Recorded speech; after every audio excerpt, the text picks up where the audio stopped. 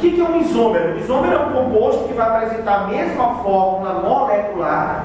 Quando eu digo fórmula molecular, por exemplo, quando eu digo que o cara C3H6O, eu digo que ele é uma fórmula molecular, por exemplo, de um éter, C2, cara. C2H6O. Quando eu digo que isso aqui é uma fórmula de um éter, eu também posso estar atribuindo essa fórmula a um álcool. Então, quando eu digo fórmula molecular, eu também estou dizendo composição numeral. Você lembra daquelas fórmulas centesimais que nós estudamos?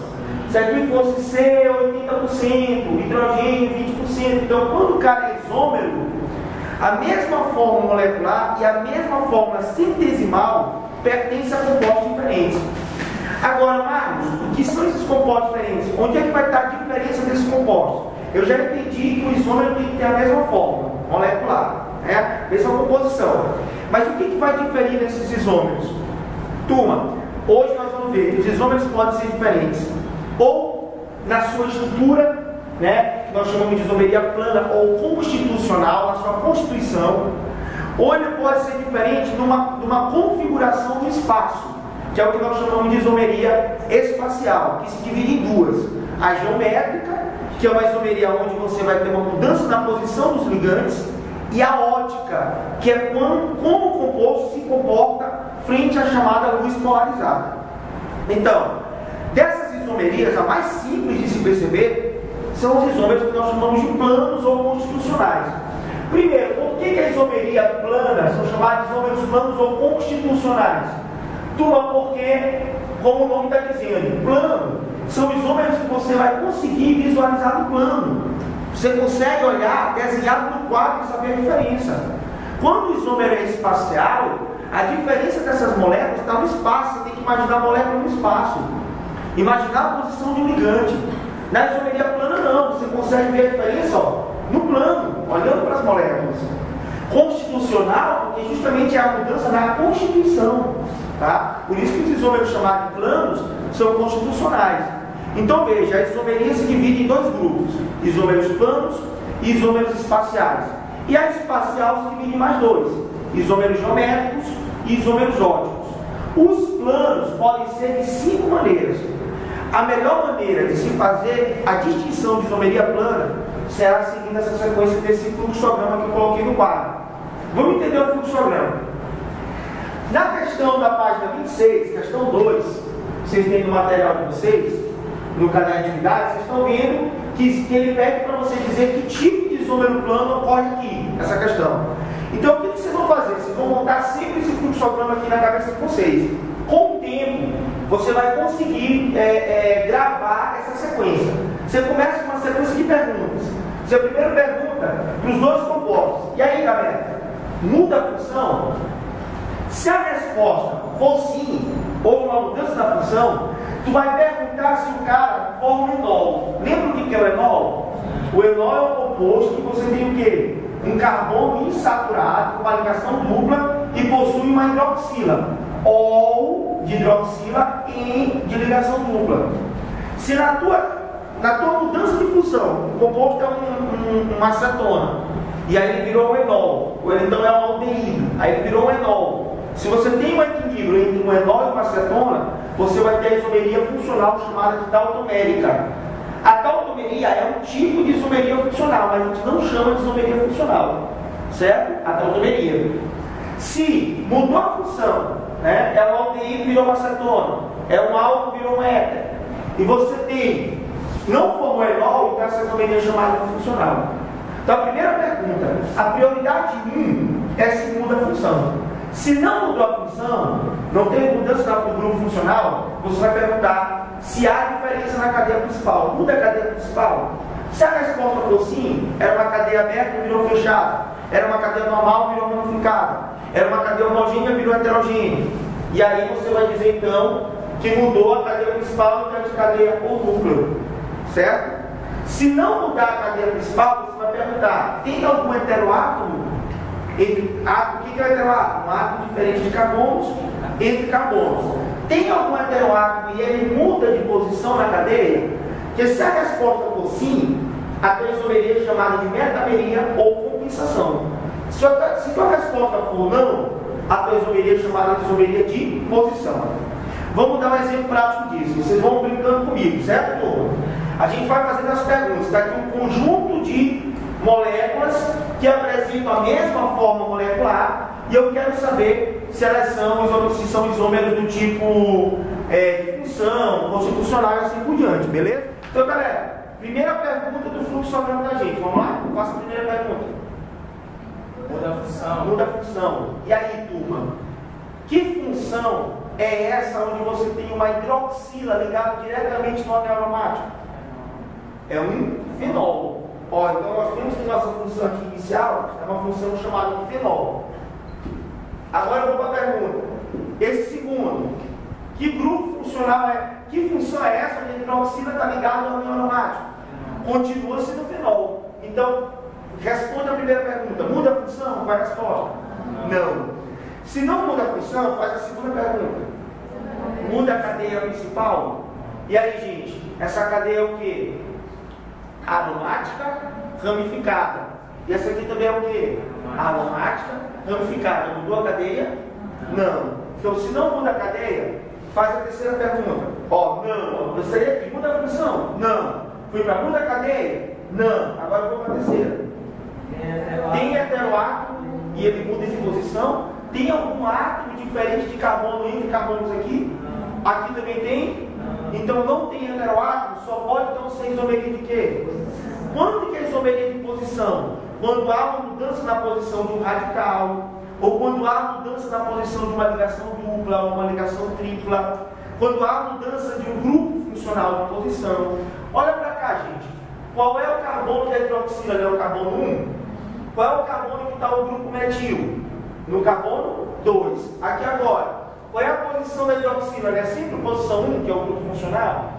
Qual é a posição agora do radical metil? 3. Não, 3. Eu pergunto, aqui tu tinha o 2-metil hidroxibenzeno. Agora aqui tu tem o 3-metil hidroxibenzeno. Houve uma mudança apenas aonde?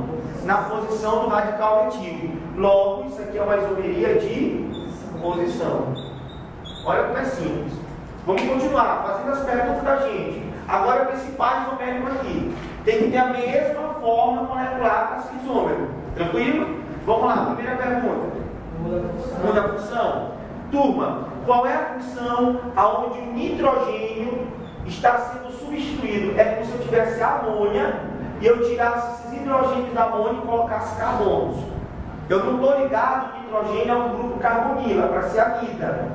Não estou ligado a uma carbonila, tá? Então, qual é o grupo, como é o nome da função, aonde o nitrogênio está ligado com ligações sigma simples a carbonos? É uma amina.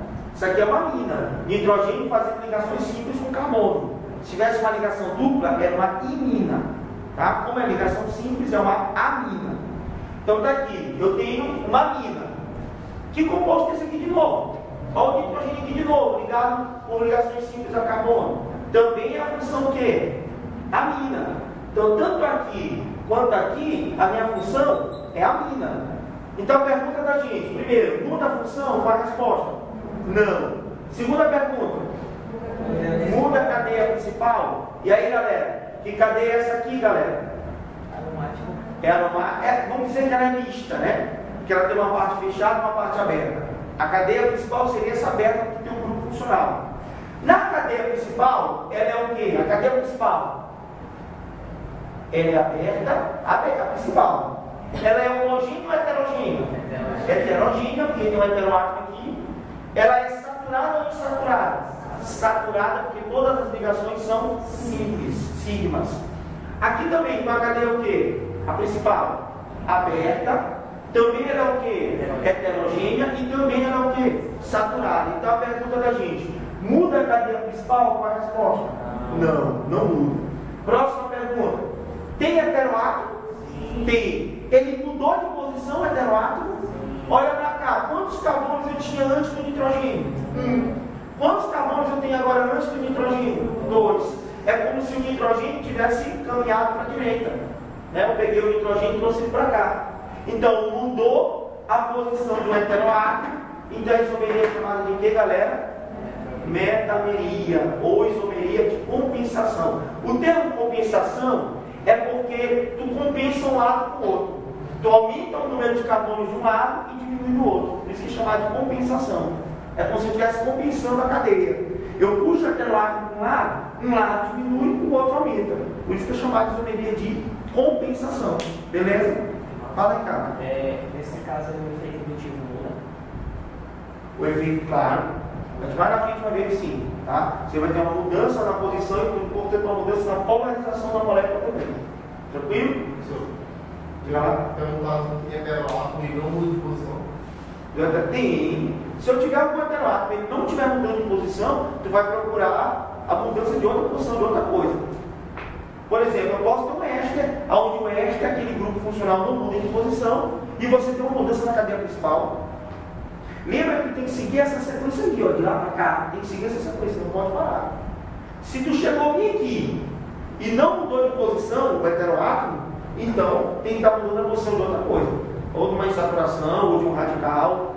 Se não mudar nada disso, então não tem isomeria plana. Um desses casos aí tem que acontecer para ser isomeria plana. Tranquilo? Próximo, gente. Vai lá, faz a pergunta. Muda a função. Muda a função. Que função é essa? Hidrocarboneto. Quando tem só a classinha carbono e hidrogênio. Que função é essa? Hidrocarboneto também. Então mudou a função? Não. Faz a segunda pergunta. Muda a cadeia. Muda a cadeia principal? Que cadeia é essa? Fechada. Mas o que é essa ligaçãozinha para cá para fora? É que aqui na extremidade tem um carbono, é um radical, não é isso, gente? Então essa cadeia é fechada, mas ela é ramificada. E essa aqui, ela é fechada, mas ela é ramificada? Não. Então eu tive uma mudança onde, turma? Na cadeia principal. Se eu tive uma mudança na cadeia principal, a isomeria é chamada de isomeria de quê? De cadeia ou núcleo. De cadeia ou núcleo. Vamos continuar nosso bate-bola. De novo, faz a primeira pergunta lá. Muda a função. Muda a função. Turma, que função é essa onde eu tenho um hidrogênio ligado à minha carbonila? Carbonila e C-O. Hidrogênio com carbonila é um aldeído. Então aqui a função aldeído. Agora, galera, que função é essa onde a tua carbonila está entre radicais? É uma cetona. Turma, mudou a função? Vai lá, faz a primeira pergunta. Muda a função? Qual é a resposta? Sim. Aí eu tenho que fazer uma nova pergunta. Tem enol? Tem enol aqui, gente? Não. Tem alguma hidroxila ligada com carbono com dupla? Não tem enol. Se não tem enol e mudou a função, qual é a resposta da gente? Isomeria funcional. Ou de função. E para terminar essa primeira parte, faz a primeira pergunta lá de novo. Muda a função. Muda a função? Qual é a resposta? Que função é essa aqui, gente? Bem aqui. É uma cetona. Que função é essa bem aqui também? É uma cetona. Que função é essa bem aqui? Cetona de novo. Tá de carbono. Mas que função é essa bem aqui? Ah, é um enol. Então aqui eu tenho uma isomeria do tipo cetoenólica. Saiu de cetona para enol. É cetenólica. Podia ser de aldeído para enol. Aí seria chamado de aldoenólica. Cetoenólica é quando é de cetona. Aldoenólica é quando é de aldeído. Então eu pergunto, mudou a função? Qual é a resposta? Sim. Se a resposta é sim, qual é a segunda pergunta? Forma enol? Resposta? Sim. Então isso aqui é o chamado equilíbrio tautométrico ou dinâmico. É equilíbrio porque essas duas substâncias só vão existir dentro de um recipiente fechado. A gente escreve na realidade uma certa indo e uma certa inquietude. Voltando, é um equilíbrio. Elas se convertem uma na outra. Claro que se você abrir o recipiente, ela vai deslocar para aquela que for mais estável, que no caso é a acetona. Então ela vai deslocar para o lado que for a acetona. Tranquilo?